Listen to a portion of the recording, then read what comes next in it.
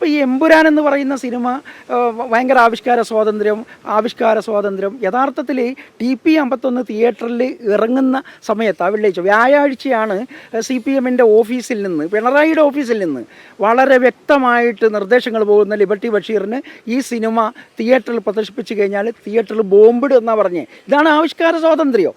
പിന്നെ ഈട എന്ന് പറയുന്ന സിനിമ 2 ദിവസമാണ് കണ്ണൂർ ജില്ലയിൽ ഓടിയത്. ഭയങ്കര ആൾക്കൂട്ടായിരുന്നു. Left right വടകരയിലൊക്കെ തിയേറ്ററിലെ ആളുകളുണ്ടായിരുന്നു. പക്ഷേ 3 ദിവസമേ കൊടുത്തിട്ടുള്ളൂ.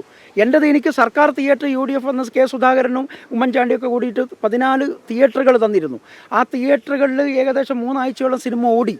പക്ഷെ അപ്പോഴും ഈ CPM-ൻ്റെ ഫാസിസ്റ്റുകൾ നിരന്തരമായിട്ട് എന്നെ പിന്തുടരുകയായിരുന്നു. ഇവരെ ഭയന്നിട്ടാവോ കണ്ണൂരിൽ നിന്ന് വീട് വിട്ടിട്ട് ഞാനിപ്പോൾ വടകര വീട് വെച്ചത്. അതെ, അങ്ങനെ ഒന്ന് കേട്ടിട്ടുണ്ട്. ആ സമയത്ത് തന്നെ ചർച്ച ചെയ്യുന്നു. താങ്കൾക്ക് അന്ന് കൈക്കുഞ്ഞായ കുട്ടി ഉൾപ്പെടെയുള്ള ആളുകളായിട്ട് രാത്രി വീട്ടിൽ നിന്ന് ഇറങ്ങി പോകേണ്ടി വന്ന സാഹചര്യം കൊണ്ട് സിനിമ റിലീസിങ്ങിൻ്റെ പോസ്റ്റ് പ്രൊഡക്ഷൻ വർക്കുകൾ കഴിഞ്ഞ് ഞാൻ എറണാകുളത്ത് നിന്ന് വീട്ടിലത്തെ മോന് ചെറിയ പനിയുണ്ടായിരുന്നു. പനി ഫിക്സായി പോയി. അങ്ങനെ പെട്ടെന്ന് ഹോസ്പിറ്റലിലേക്ക് പോകാൻ വേണ്ടി ഫ്ലാറ്റിൽ നിന്ന് ഇറങ്ങുന്ന സമയത്താണ് ഇവർ നേരത്തെ വൈഫിനോട് വന്ന് പറഞ്ഞിരുന്നു TP51 സംവിധായകനാണ് അവിടെ താമസിക്കുന്നതെങ്കിൽ ഈ ഫ്ലാറ്റിൽ നിന്ന് ഒഴിഞ്ഞു പോകണമെന്നുണ്ട്. അവരാകെ ഭയചകിതരായിട്ട് നിൽക്കുകയായിരുന്നു. എന്നെ രാത്രി 1:30 മണിക്കാണ് ഈ ഫാസിസ്റ്റുകൾ ഈ ആൾക്കൂട്ടം എന്നെ വീട്ടിൽ നിന്ന് താണയുടെ വീട്ടിൽ നിന്ന് ഫ്ലാറ്റിൽ നിന്ന് ഇതാണ് ഇവരുടെ ആവിഷ്കാര സ്വാതന്ത്ര്യം.